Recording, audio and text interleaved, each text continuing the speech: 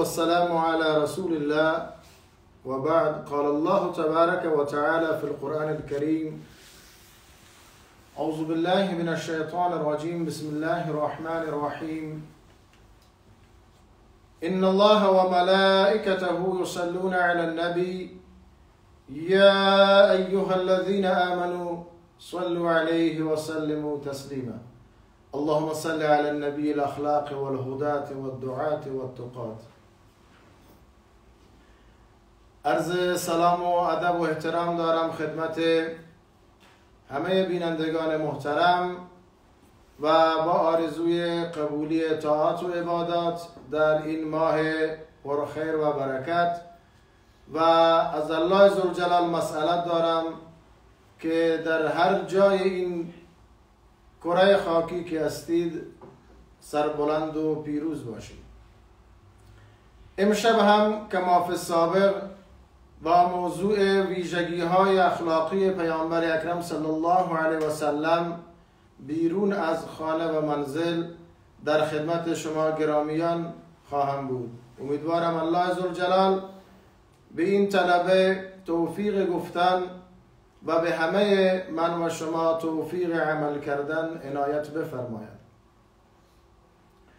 واکاوی اخلاقی پیامبر اکرم صلی الله علیه و سلم بیرون از خانه و معاشرت و برخورد رسول الله صلی الله علیه و سلم در اجتماع یک مسئله بسیار مهمی است که بر هر انسان مسلمان مؤمن لازم است که سیره و روش و برخورد رسول الله صلی الله علیه و سلم را در این بخش در زندگی عملی خود پیاده بکنند. اولین برخورد رسول الله صلی الله علیه و سلم بیرون از منزل احترام به دیگران بود. آن حضرت صلی الله علیه و سلم به اقشار مختلف جامعه، طبقات مختلف جامعه و فرق نمی‌کرد دارای هر زبان و نژاد و رنگ و منشی که بود، آن حضرت صلی الله علیه و سلم به اونها احترام می‌گذاشت. احترامی که پیامبر اکرم صلی الله علیه و سلم به مهمان به عنوان یک میزبان میگذاشت این بود که بهترین مکان را در منزل برای مهمانش در نظر میگرفت و به او بهترین شخصیت را عنایت میکرد و طوری با مهمان برخورد میکرد که گویا از وجود این مهمان پیامبر اکرم صلی الله علیه و سلم فوق العاده خرسند و راضی است و برای چنین حضوری انتظار کشیده است و منتظر بوده است. حتی در حدیث آن حضرت صلی الله علیه و سلم فرمود: من کان یؤمن بالله والیوم الاخر فلیکرم ضیفه. کسی که ایمان به خداوند متعال و ایمان به روز قیامت دارد باید از مهمانش به خوبی پذیرایی بکند. آن حضرت صلی الله علیه و سلم هیچگاه در جلو مهمان و در حضور مهمان پاهایش را دراز نمی کرد. به او شخصیت میداد، او را جایگاه میداد. آن حضرت صلی الله علیه و سلم بیرون از منزل به همه افرادی که اونها را میدید، حتی اطفال، کودکان، افرادی که سنشون بالا بود، آن حضرت صلی الله علیه و سلم سلام میداد. و در حدیث آمده است که پیامبر صلی الله علیه و سلم اولین کسی بود که در مجموعه و وقتی روبرو میشد با کسی سلام را ارائه میکرد و فرمود: البادی بالسلام بریء من الکبر. هر کس که ابتدا در سلام دادن سبقت بگیرد اون از کبر و عجب و ریا به اصطلاح پاک و مبرأ است. آن حضرت صلی الله علیه و سلم در حدیثی که امام بخاری من حدیث را ذکر کرده میفرماید که شما سلام بدید علی من عرفت و من لم تعرف، کسی را که میشناسید یا نمیشناسید. شاید در ذهن شما باشد که آیا سلام دادن با یک دست هست یا با دو دست؟ مصافحه کردن، وقتی ما میگیم السلام علیکم، این در چه حدی است؟ خود لفظ سلام آیا مطلق همین سلام سنت هست یا السلام علیکم؟ در بخش سلام دادن اون چرا که از پیامبر اکرم صلی الله علیه و سلم وارد شده و بیان شده که آن حضرت صلی الله علیه وسلم در جلسه نشسته بودن، صحابی آمد گفت السلام علیکم. پیامبر اکرم صلی الله علیه وسلم فرمود به این 10 نیکی رسید. یکی دیگر آمد گفت السلام علیکم و رحمت الله. پیامبر اکرم صلی الله علیه وسلم فرمود بیشان 20 نیکی براشون ثبت شد. نفر سومی که آمد گفت السلام علیکم و رحمت الله و برکاته. وقتی این جمله را کامل بیان کرد پیامبر اکرم صلی الله علیه وسلم فرمود بیشان 10 نیکی رسید. اما این لفظ سلام که امروزه در بعضی از جاها مرسوم است این کامل نیست. اون چرا که در سنت آمده است السلام علیکم، السلام علیکم و رحمت الله، السلام علیکم و رحمت الله و برکاته. لذا می طلبد که فرد مسلمان سلام را به صورت کامل عنایت بکند. آیا کسی که از دور داخل ماشین است و از طریق بوق ماشین با کسی دیگر ارتباط برقرار می کند آیا این ثواب دارد؟ اگر نه، اون چرا که در متون شرعی و اسلامی داریم اگر چنین فردی بالاخره از دور دستش را اشاره بکند و یا با امواج دیگر و امواج صوتی مثل بوق و غیره با کسی ارتباط برقرار بکند، با زبانش اونجا بگه السلام علیکم و اینم با زبان جواب بدهد، قطعا مورد اجر و ثواب قرار میگیرد. سوال دیگر این است که آیا پیامبر اکرم صلی الله علیه وسلم وقت مصافحه کردن دست دادن با یک دست سلام میداد یا 2 دست؟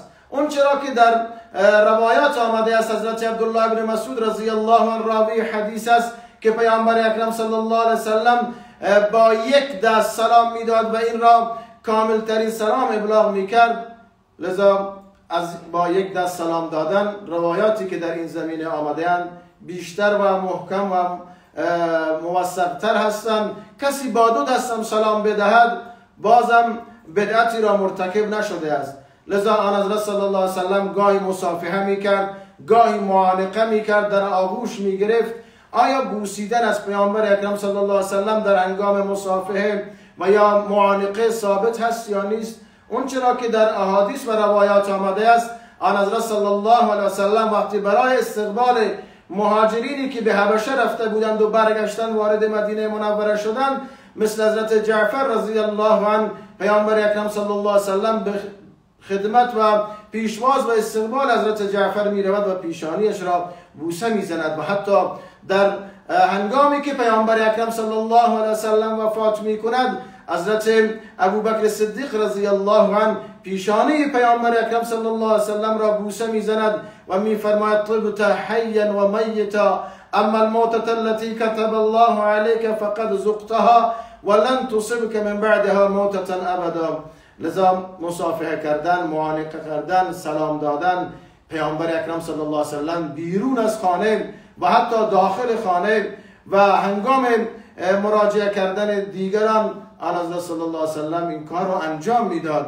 و یکی دیگر از برنامه هایی که پیامبر اکرم صلی الله علیه وسلم با اصحابش بیرون از منزل داشت این بود که رعایت آداب معاشرت اجتماعی را فوق العاده مد نظر قرار میداد. با کودکانه برخورد میکرد، با بزرگسالها مثل امونها، با جایگاه یک سردار و یک جایگاه یک معتمد و جایگاه یک مسئولی که در قوم و قبیله خودش یک حرفی برای گفتن داشت آن حضرت صلی الله علیه وسلم به اون شخصیتی در همون اندازه میداد و در برخوردها پیامبر اکرم صلی الله علیه وسلم فوق العاده صبور بود. حضرت عبدالله بن عباس رضی الله عنه میفرماید که گاهی پیامبر اکرم صلی الله علیه وسلم با یک سائلی برخورد میکرد و اون سائل وقتی پیامبر سوالش را جواب میداد اما اون متوجه نمیشد. گاهی یک مطلب را پیامبر 3 مرتبه تکرار میکرد و اینقدر صبور بود، خشن برخورد نمیکرد، به اصطلاح ناراحت نمیشد، به طرف شخصیت میداد، میفهمید و میدانست که این مطلب را نگرفته است، بار دیگر برایش توضیح میداد. و آن حضرت صلی الله علیه وسلم همیشه تبسم میکرد. حضرت عبدالله ابن حارث میگوید هیچ کس در تبسم از رسول الله صلی الله علیه وسلم در هنگام ارتباط و مراودت ها و ملاقات ها سبقت نمی گرفت. لذا پیامبر اکرم صلی الله علیه وسلم با اصحابش، با انسانهای دیگر، با کسانی که با آنها برخورد میکرد خیلی با احترام و با یک منش بسیار بالایی برخورد میکرد. اما دومین روش رسول الله صلی الله علیه وسلم بیرون از منزل و ارتباط گرفتن با صحابه احوال پرسی بود و عیادت از بیماران. حضرت انس بن مالک رضی الله عنه می‌فرماید اگر یک صحابی 3 روز در مسجد حضور پیدا نمی‌کرد و در نماز جماعت نبود و یا پیامبر اونو نمیدید، قطعا جویای احوالش میشد که این کجاست. اگر سفر بود برایش دعا میکرد، اگر در شهر مدینه بود و در منطقه محل زندگیش بود و نیامده بود میرفت برای ملاقاتش، اونو میدید و حالش را جویا میشد. و اگر بیمار بود قطعا برای عیادت بیمار میرفت. اما عیادت بیمار هم یک سری آدابی دارد که انسان مسلمان با خانواده اون بیمار و اون سرپرست اون بیمار و کسی که اونجا به اصطلاح تیمارداریش را میکند باید با او هماهنگی باید کرد، با او هماهنگ شد. در وقت مناسب باید انسان برای عیادت بیمار برود، وقت استراحتش تشریف نبرد، گاهی هدیه با خود ببرد و طولانی اونجا نباید بنشیند که اونجا شام و نهار یا مصرف بکند. اون نیاز به استراحت دارد، نیاز به خواب دارد، اصلا حوصله کسی را مثلا ندارد سعی بکند در نشستنها خیلی مختصر برخورد کرد و گاهی برای اون بیمار دعا کرد و گاهی از بیمار طلب دعا کرد. پیامبر اکرم صلی الله علیه وسلم بیمارها را وقتی ملاقات میکرد اونها را تلقین میکرد، به اونها تلقین میکرد، اونها را گفتار درمانی میکرد که شما نگران نباشید، این بیماری یک عارضه ای است، از جانب خداست، خدا ذات طبیبیه، این درد آورده، خدا خودش این درد را میبرد. و این جمله مشهور را میگفت لا بأس طهور ان شاء الله، هیچ مشکلی نیست، شما خوب میشوید، اصلا نگران نباشید، این بیماری اونطور نیست که شما را عاجز بکند مثلا. اما امروزه بعضیا وقتی برای عیادت بیمار میروند نه وقت رو نگاه میکنند، بدون هماهنگی میروند اونجا، بلند بلند صحبت میکنند، خاطرات میگن، شام و نهار مینشینند و حتی نمیگذارند اون بیمار استراحت بکنند و از همه بدتر به او حس منفی میدن، میگه فلانی همین بیماری رو داشت چند روزی نموند بالاخره وفات کرد، یا فلانی این بیماری رو داشت بیماری صعب العلاجی خوب نشد بعد از 6 ماه وفات کرد. این دیگه تخریب میکنه اون شخص را از درون متلاشی میکند. لذا پیامبر به ما در چنین صورتی با عمل کردش بیرون از منزل و با عیادت و ملاقات بیماران این توصیه را کرد که شما بیمار را تلقین بکنید، بیمار را شما تفقد بکنید، بیمار را روحیه بدید، از حس منفی دادن پرهیز بکنید.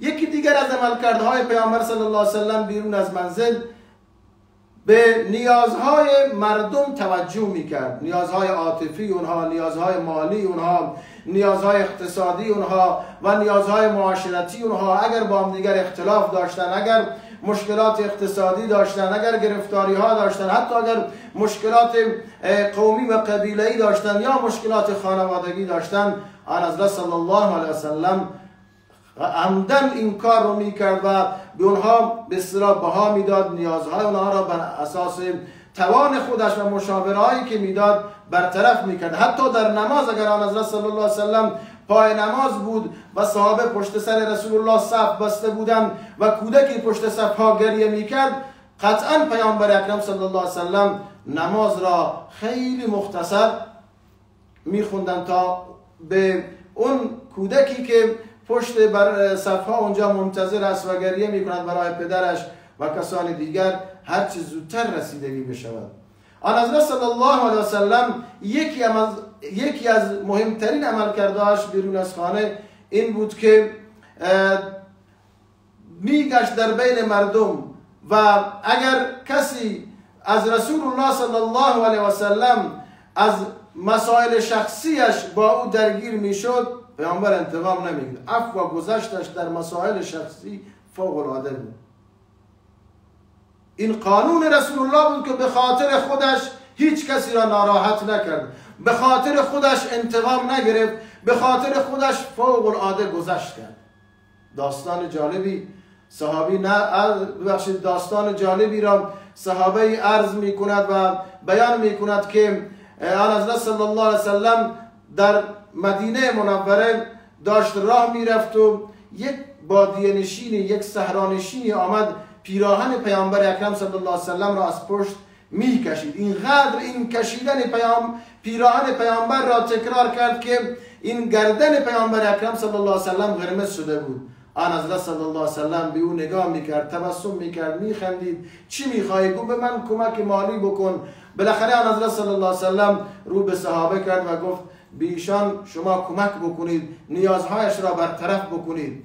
اما اگر کسی دیگر بود، پیراهن کسی را، حتی اگر پیراهن یک فرد عادی رو یکی بگیریم، اولین برخوردی که بکنیم حداقل چشم به چشم رو تهدید میکنه، حداقل با زبانش رو تخریب میکنه. پیامبر اکرم صلی الله علیه وسلم با تبسم به این انسان و به این شخص نگاه میکند و خواسته هایش را برآورده میکند.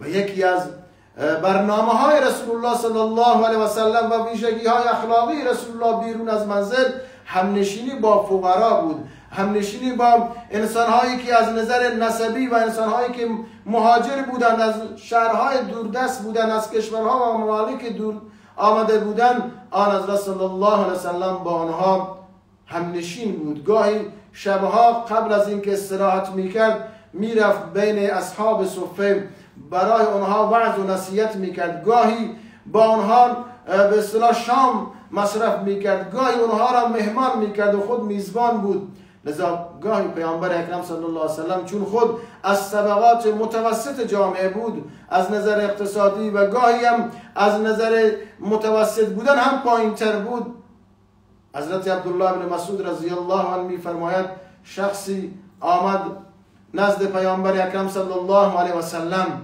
میخواست با رسول الله وارد گفتگو بشود، یعنی زبانش را لکنت گرفت، لکنت زبان گرفت، نمیتونست اون مافز ضمیرش را ابلاغ بکند.